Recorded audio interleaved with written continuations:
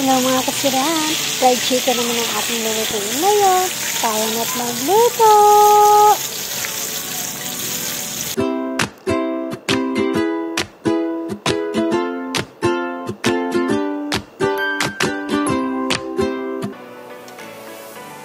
Ready na natin ang ating mga sangkap.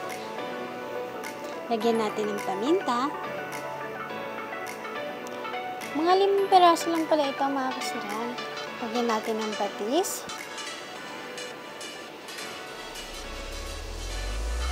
$10 ng kalamansi.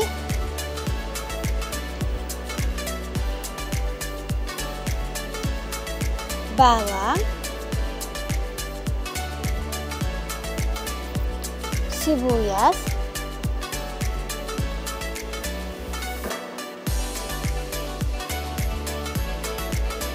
At i-massage natin para mas ma-absorb ng ating manok ang lasa.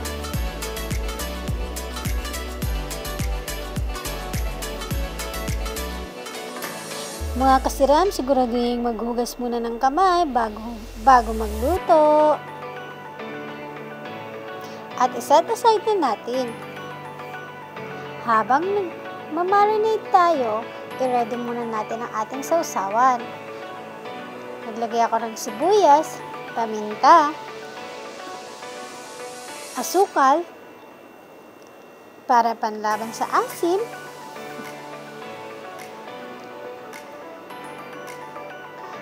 suka,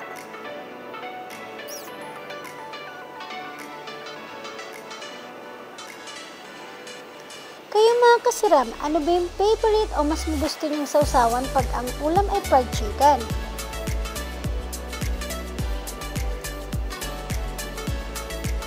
I-ready na natin ang ating mga dry ingredients. All-purpose flour, 2 cups,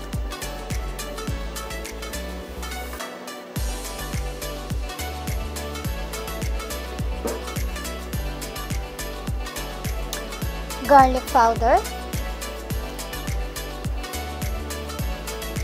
baking powder, 1 teaspoon,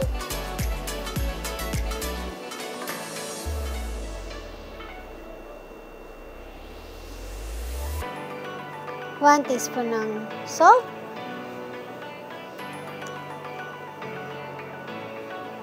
1 teaspoon ng paminta,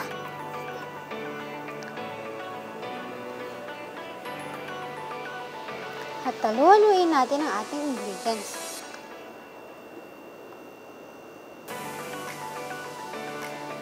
After natin ma-marinate, yung 1 cup ilagay na natin sa ating manok.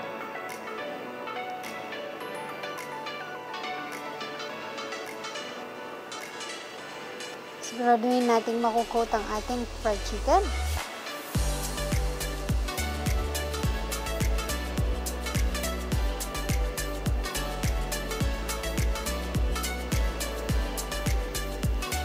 Mga kasiram, anong favorite part nyo pagka fried chicken ang ating inuulam? Akin, mas gusto ko yung pakpak. Kayo ba mga kasiram? Lagyan natin ng 2 itlog.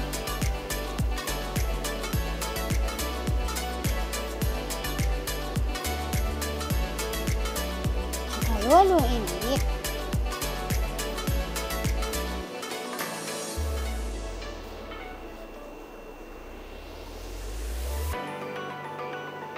Pwede namang ibukod nyo yung ano. Ako kasi gusto ko nakukoat talaga ng itlog yung ating fried chicken.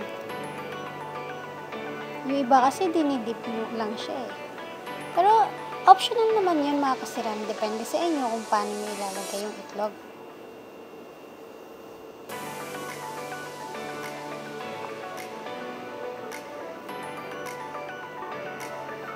After nyan, i-coat na natin yung natirang kalahating dry ingredients.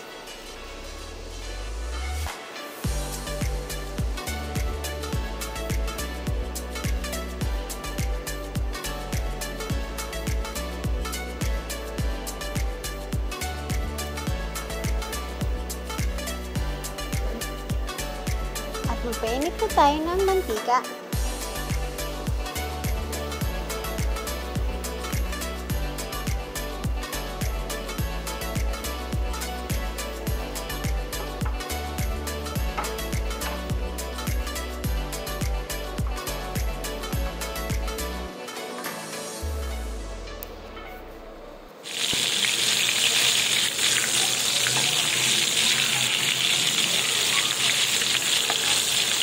Dalawang beses ko nga pala itong ipinilito sa mga kasiran.